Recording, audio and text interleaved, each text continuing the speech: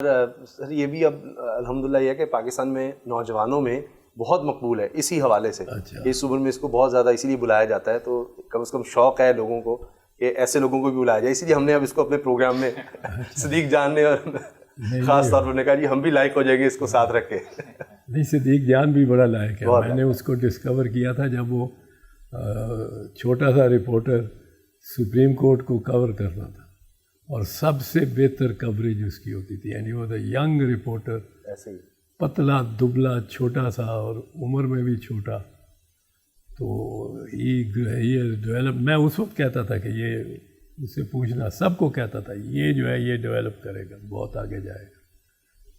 تو خیر وہ اس ینگ ایج میں بڑی ذمہ داریاں اس پہ ہیں. جی بس وہ دعا کریں کہ کچھ ہمارے معاملات بہتر ہو جائیں, وہ بیچارہ انہی میں ہی پھنسا ہوا. معاملات آپ کے بڑی زیادتی ہے, ظلم ہے, اس میں تو کوئی شک نہیں ہے.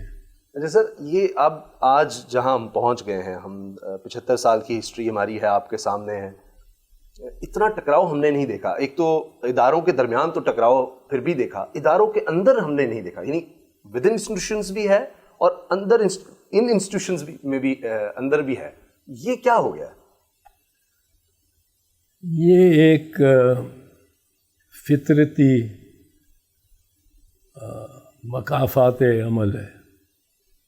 جو ایسا ہمارا عمل رہا ہے اس کا نتیجہ یہ نکلنا تھا.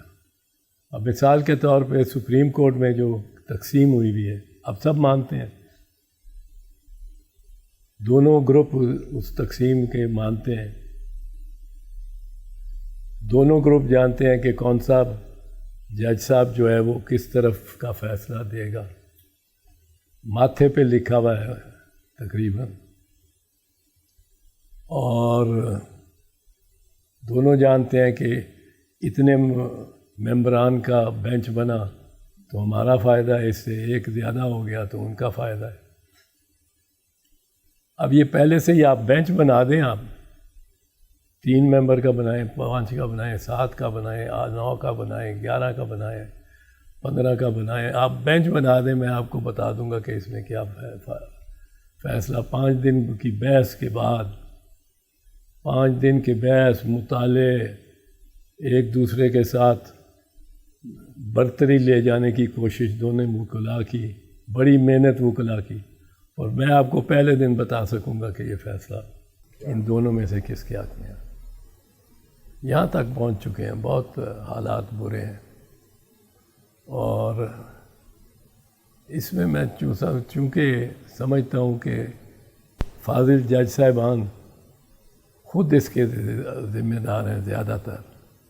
کسی نے ان کو اطلاع نہیں دی یا کسی نے ان کو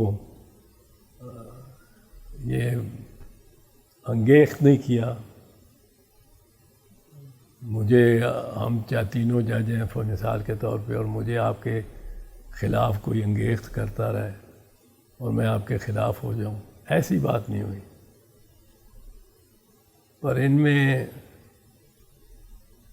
وہ شبنم شکیل کا شعر ہے, یہ خیر و شر کی بات نہیں ہے یہاں تو بس. اس کا ایکچولی مطلع یہ ہے اس غزل کا, تھے قتل حرف و صوت پہ اہل عزا کے ساتھ, تھے قتل حرف و صوت پہ اہل عزا کے ساتھ, نسبت ہمیں رہی ہے ہر ایک کربلا کے ساتھ. اور یہ خیر و شر کی بات نہیں ہے یہاں تو بس, ٹکراؤ ہو گیا ہے انا کا انا کے ساتھ. میں تو یہ دیکھتا ہوں, میں ججز کو بڑا اچھی طرح جانتا ہوں, تقریباً 55 سال ہو گئے مجھے اس دشت کی پناہی کرتے ہوئے. تو یہ ایک بڑی تکلیف دہ صورتحال ہے. ہوائے نفس کی ہے حکمرانی, لٹیرا کر رہا ہے پاسبانی. بول نیوز کے مارکیٹنگ ہیڈ آکاش رام تاحال لاپتہ, تفتیشی ادارے جواب دینے سے قاصر. اہل خانہ پریشان, بیٹے کی جدائی میں ماں غم سے نڈھال. جو بچوں ہندو پر آئے تھے جو قرآن پاکستانی मूंखे महिरबानी करे पंहिंजो आकाश वापसि कयो।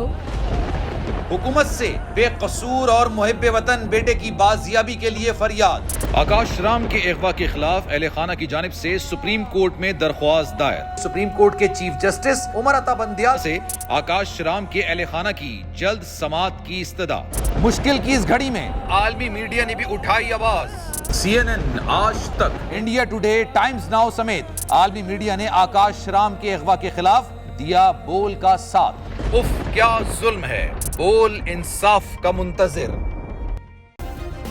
सब्सक्राइब करें और बेल दबाएं ताकि कोई खबर रह न जाए।